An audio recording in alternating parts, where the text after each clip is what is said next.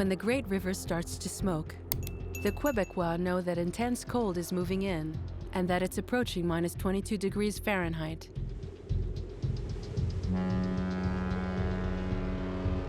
It's the month of January. It's been several weeks since the ice floes have invaded the winding St. Lawrence River. The Canadian River is one of the most complicated sea lanes in the world in terms of navigation. During the winter months, icebreakers relentlessly scour the Atlantic to Montreal, opening the passage to freighters. Having left the waters of the St. Lawrence behind, the Amundsen slowly begins its ascent of the Saguenay fjord.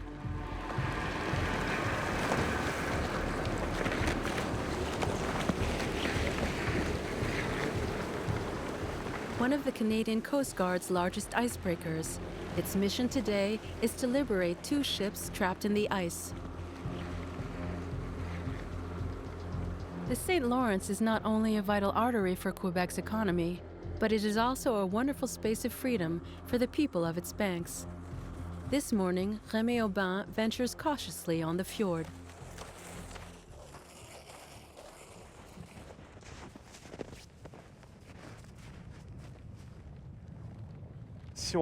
If you're quiet, you can hear the groan. You can hear the motor. And then sometimes you can hear the ice breaking too. When the icebreaker passes, an undertow is formed and the waves underneath break up the ice. Not just next to the icebreaker, but it impacts on all the surrounding area, so it's very risky to walk out far like this, with the cracks that will form. So we stay in shallow waters, and if we see the icebreaker working, we leave.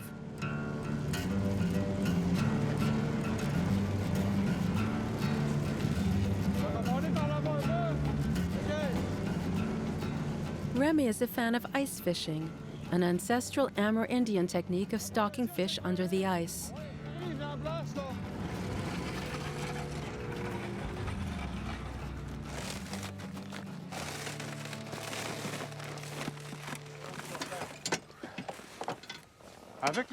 After years of experience, you know the depths and curves of the bottom. As a fisherman, I look for places where there are very steep escarpments. Fish naturally like to stay there, like cod, for example. And so in those places, there'll be pockets with concentrated masses of good quality fish. I need equipment like this, which is fast, so that I don't waste time, because the days are precious.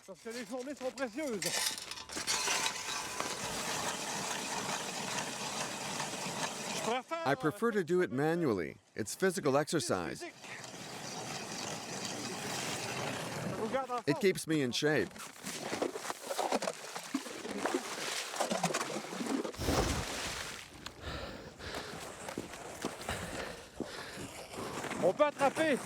We catch cod, halibut, saba, flounder, rayfish. There are close to 60 different species of fish that can be caught here.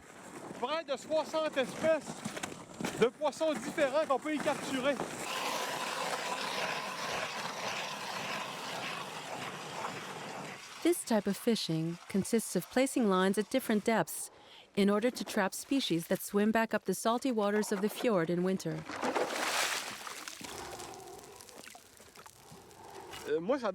I love fishing like this because it's truly a sport.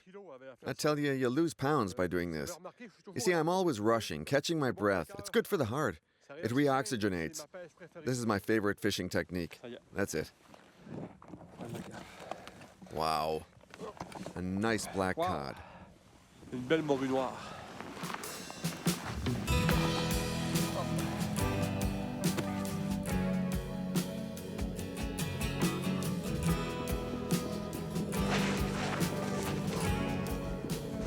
After drilling several holes to increase his chances, Rémi does everything he can do to, above all, not miss the moment when the fish takes the bait.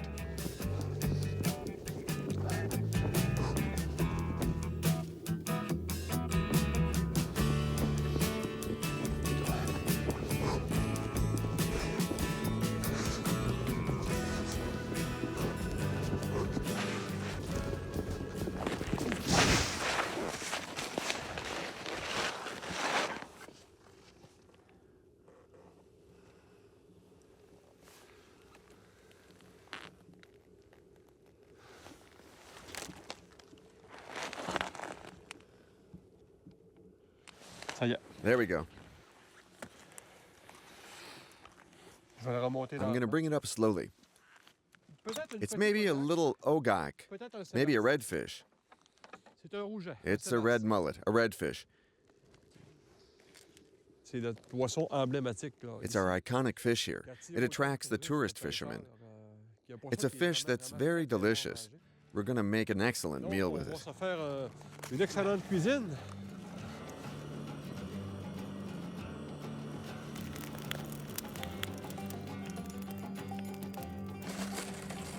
It's already been several days since deep sea fishing season opened, but the authorities are slow to give the green light on setting up a fishing village on the ice. You see the pickets everywhere? They'll correspond with people's addresses. The numbers will all have the cabins with which they'll match up. So it'll become a village, a city, and at the same time, vehicles will circulate here. Friends will meet up.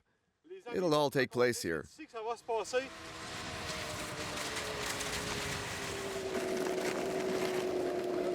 Each morning for the past week, Rémi has been going to meet with specialists who test the quality of the ice thanks to samples taken. These last few days, the clear, most resistant ice hadn't yet reached the 12-inch thickness required. But with the extreme cold of the last hours, that result could well change.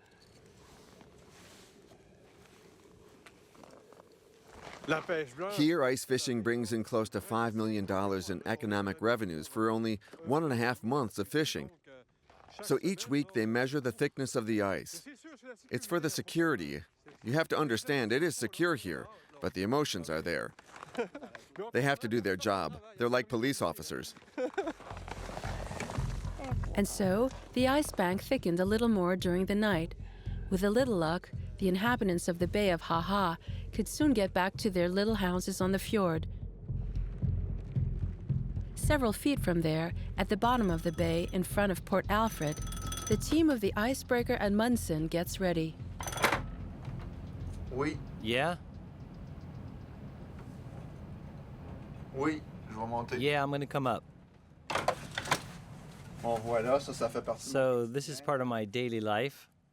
I get up, and when I open the curtain, I see different landscapes. The guys are shoveling the snow. It's a joy to live in Canada, to work in Canada. At the moment, it's minus 13 degrees Fahrenheit outside, so it's extremely cold. The most difficult is being so far away. And also, the sea can sometimes be hostile. You can be in a far-flung area with no internet, no feedback, no communication with family or friends. So it can be difficult on a personal level. You have to be strong, but I've always been a pretty solitary and independent person. As much as I can go have fun with friends, go to discotheques, I can also be a very quiet guy. So that allows me in the end to have this world here. It's a very unique experience.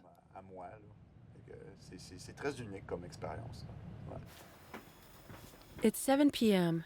Before taking his break, Thierry, the second lieutenant, goes to the officers' dining hall for a quick dinner. In this unit, there are close to 50 members on the team who live in close quarters during almost 4 weeks. 4 weeks of feeling the infernal vibrations of the icebreaker. For in order to melt the ice floes, the ship literally mounts on the ice, smashes it, and then separates it into a myriad of pieces.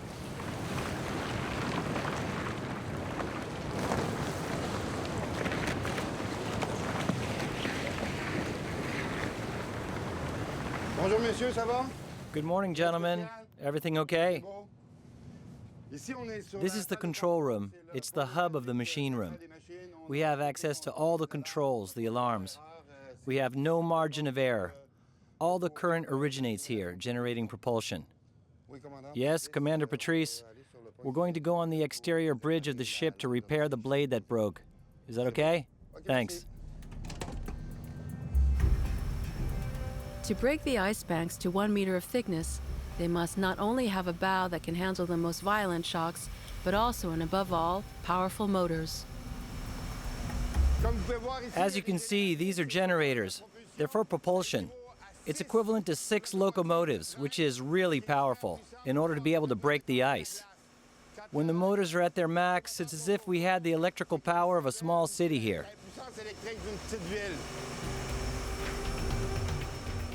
Patrice, the chief mechanic, is often on all fronts at once, because on the sea and in hostile conditions, the slightest little breakdown can quickly turn to catastrophe. Verification of the light port side.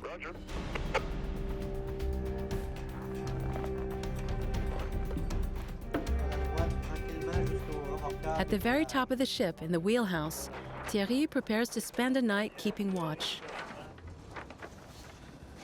There are 2 ships at Port Alfred which will be leaving soon.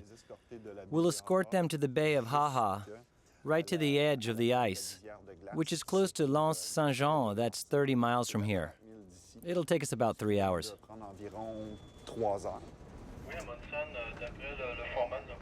Before escorting the cargo ships, they must free them from the ice in which they are imprisoned. The Amundsen will thus undertake a whole series of delicate maneuvers in the center of the port to break the ice floes as close as possible to the hull. We're going to continue until 2:50. Everything okay? Nice work. We're going to leave the tugboat, place the cargo on the left, go towards the south, then turn around and continue towards the cabins. We should have them facing the first cargo, parallel. Another several minutes, and the 2 enormous cargo ships filled with aluminum can finally follow the passage opened by the Amundsen. Commander Lessert isn't at the commands, but he supervises the whole operation. The difficult point of this maneuver is that it calls for precision, consistency, and concentration. As you can see, we just passed a large ship by about 40 feet. As long as the little one is maneuvering and that the helmsman is at the helm, you have to be really concentrated. One false move, and it's collision. We should be able to leave without a scratch.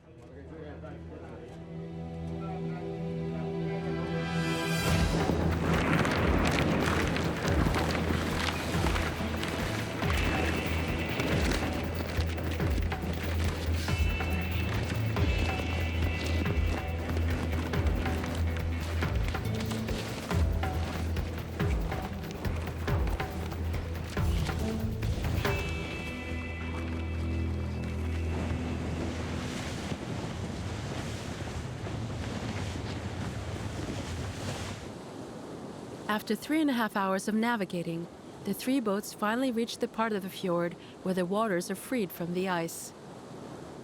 Amundsen to BBC Hudson. Thanks a lot. Have a good day.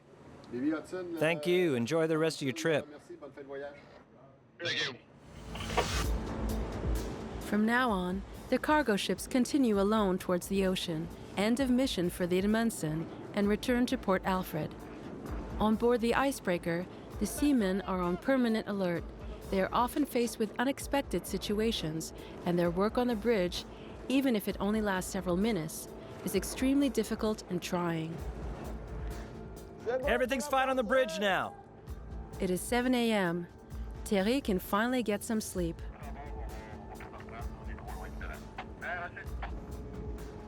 Okay, let's bring it all back. At the same moment, in the village of the bay, excitement reigns.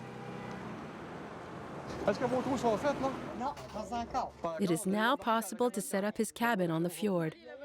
In his bait and tackle store, Rémi doesn't know where to begin. It's here now. These are your friends on Facebook? Her, she's a real fisherman, or woman. It's been a long time since you last fished on ice. Oh yeah, it's been 10, 15 years. 10, 15 years? You must have your own cabin. Yeah. You have the pink cabin, right? Well, yeah, I like pink. She has a cabin that's pink inside. It's great. This here, it stinks. If you rub this, it becomes like jelly afterwards. That's what sticks underneath. It's like herring. It's the herring that spreads the smell. It's great. Thanks very much. Thank you. In only several hours, no less than 500 little houses arrive on the ice bank. thousands of tons placed on a cover of ice and snow that rises and falls with the tides. Rue de la Morue. Cod Street. Rue de la That's Morue, Cod à Street gauche. to the left. We'll turn left here. We're going to see family and friends. And then there are also people from the other towns who come to spend the winter in their cabin here. In fact, we last saw them last year. On revoit. Now we're going to see them again. C'est par là-bas. It's that way. Il y a quelques jours, lorsqu'on Several days ago when we first came, it was deserted. Now we see it's coming to life. s'installe. Le village. The ephemeral village that comes to life. Some people even have parabolic antennas for their televisions. Parabolique pour la télévision, vous savez. C'est incroyable. Incredible. Donc, le soir, So in the evening, people listen to the hockey match while preparing a nice meal here in Quebec. un petit bravard pour se A réchauffer. little bravard to warm up and spend the evening.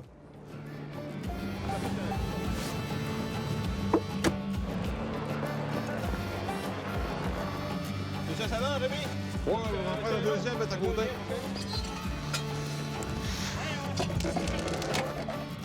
On appelle ça ici. We call that jacking up the cabin, or raising it. Surélevé, si on veut.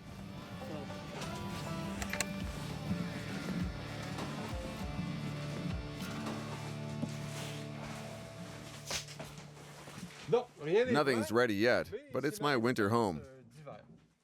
On va y We dormir, sleep here, quelques fois. eat here sometimes. On a une belle petite table We ici. have a nice little table here that's ready to transform into a bed as well. Ça aussi. We can sleep here too. The couch can also fold out into a bed. Sous nos pieds, Under our feet, under the cabin, the water is 328 feet deep, and we're being held up by just this much of ice.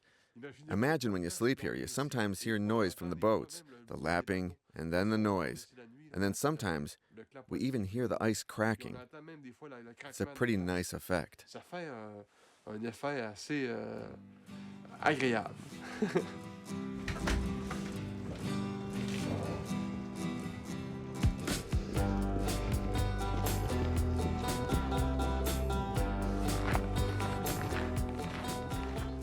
Hi, how's it going?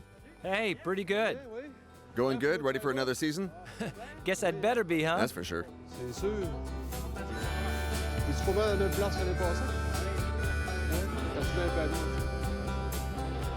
What makes a fishing cabin charming is not only the funny feeling of being placed on the sea, it's also the possibility for fish fans to catch them in a warm place, sheltered from the elements.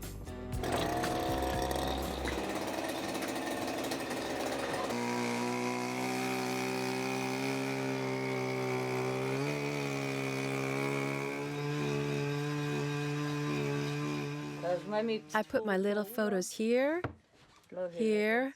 I have the impression that I'm all alone in my cabin. I love the cold in the morning.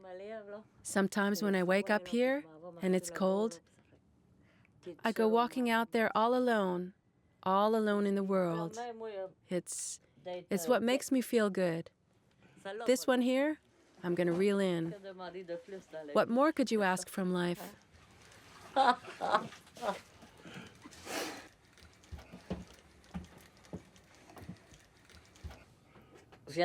I just lost it. I just lost it. You say, what a pity. There, I knew it. It jumped. I felt it.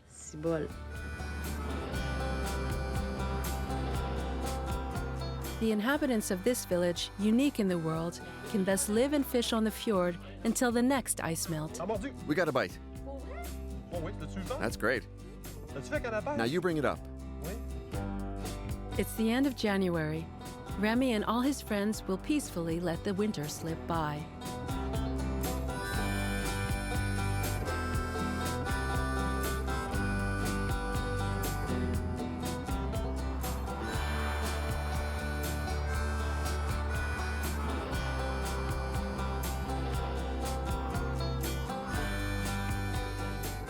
One and a half months later, the first signs of spring are being felt.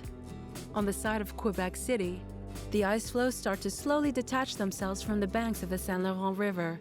The thermometer still reads -4 degrees Fahrenheit, but the river water seems to be warming up.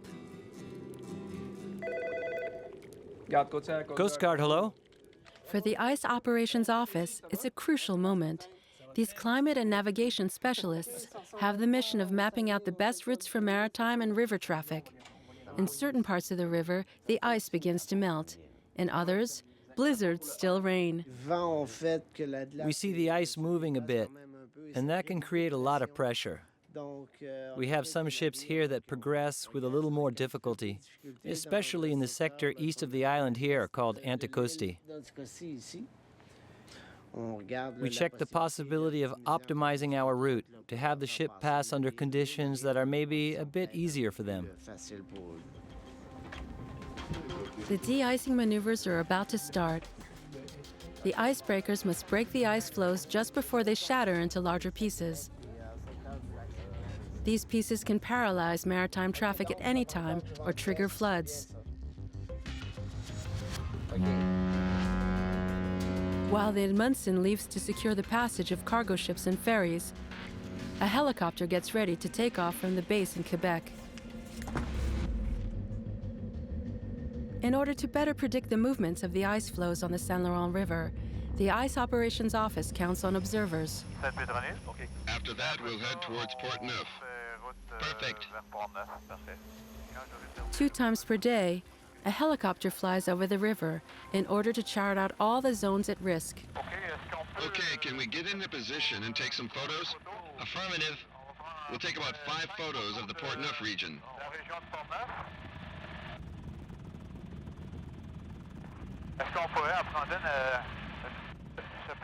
Now can we go to the other side? Yes, sir.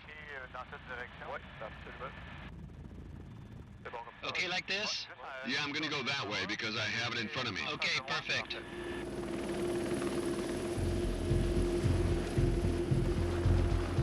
On the Amundsen, the de-icing work has started.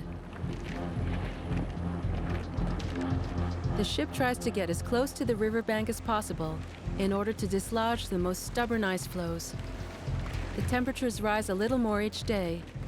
If enormous pieces detach themselves, they then become a menace for all river traffic. It's a real race against nature and against the clock that's at stake.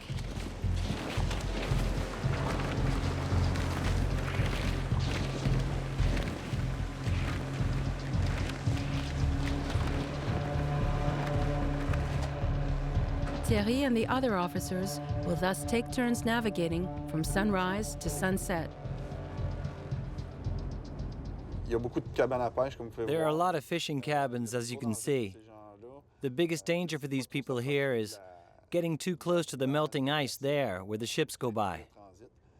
And then, I would say that the most dangerous moment is when springtime comes, when we have rises in temperature and the ice melts. We sometimes see the cabins float away. So people actually lose their cabins because the little piece of ice, the little ice islet, ends up sinking and the cabin sinks with it. That's the way it goes sometimes.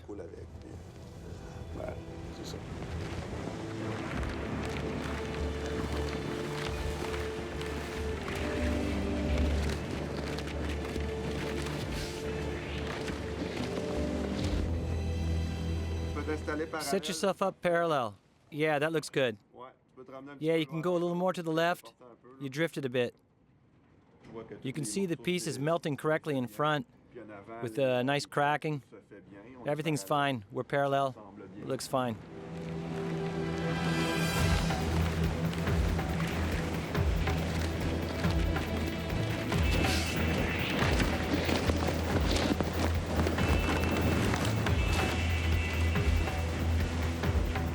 With the north wind and the descending sea currents, the ice floes head slowly towards the Gulf of Saint Laurent in pieces. In the air, the helicopter assures that the operations take place without a hitch. The pilot follows his patrol above the bridges that cross the Saint Laurent. In general, it's there that the ice accumulates and sometimes damages the infrastructures. On first sight, nothing particular to report. The pieces of ice floes move normally. Look at all this beautiful ice with the boat. There's a cargo ship passing. There are wonderful ice floes, superb plates, and it's so beautiful with the light. Oh, the river's so beautiful. In fact, I was born very close to Saint Laurent in the St. Paul Bay. Ever since I was born, I've been on the banks of the Saint Laurent. And I think that's why I never want to be far away from it. Joanne Ferland fell in the river when she was a little girl, and that only strengthened her desire to measure up to the great river. Today, she takes advantage of her last trip on the icy waters of the Saint Laurent, but before crossing it completely, she always alerts the Canadian Coast Guard. When you have an ice canoe, there's an ethical code. You're an embarkation vessel, and so you have to respect that. You have certain security equipment, and you also have to advise the Coast Guard of every trip. You have to have a plan. So you have to inform them about your trip plan and what time you'll finish. And at the moment you haven't returned and they haven't had news from you, they know where to look for you. The Coast Guard makes sure that no ship is in view before authorizing any trip. On the Saint Laurent, the ice canoes are so small that they become almost invisible to the cargo ship commanders and ferry pilots.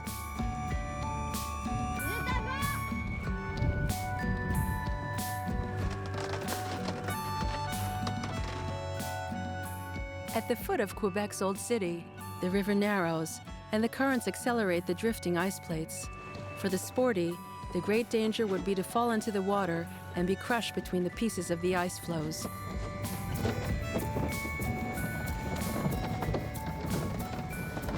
Yeah!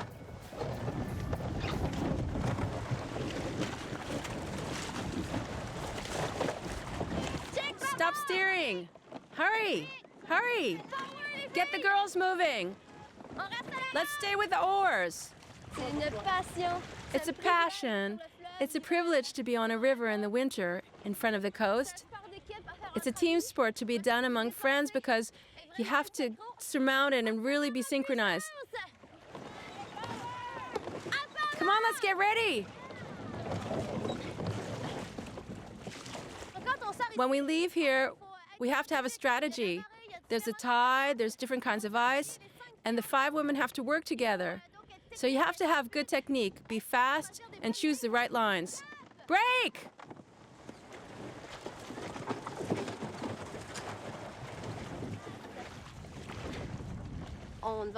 We don't go against the elements. We want to use them to have fun. So we'll ally ourselves with the currents, with the kind of ice, with the wind, the direction of the wind, that'll bring the ice from one coast to another, with the ice scape depending on where we are, if it's high or low, the force, and the objective of the trip.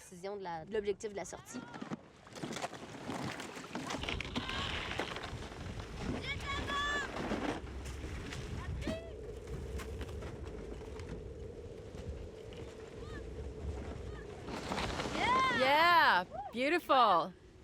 Perfect. Mission accomplished. Super conditions, still wintry, really. So here we're on a drifting plate, a bit like an island on the Saint Laurent. So we're moving slowly because the current is not at its maximum, it's at its minimum. So we're taking advantage of the first rays of sun to drink some hot chocolate and coffee with friends.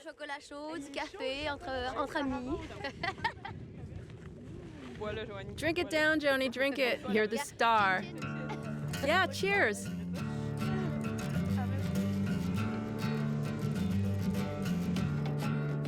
In spite of the snowy landscapes and the cold, which still reigns on the river and in the fjord of Saguenay, it's springtime. On board the Amundsen, in spite of the amount of work still to be done, the atmosphere is lighter. Winter fades. The most difficult is over. In several weeks, the Icebreaker will head towards the Arctic waters to participate in scientific missions. On the Bay of Haha, the ice fishing village has disappeared as if by magic. Only a handful of true diehards set up very close to the riverbank, where the ice is most solid, take advantage of the last hours of fishing and feasting.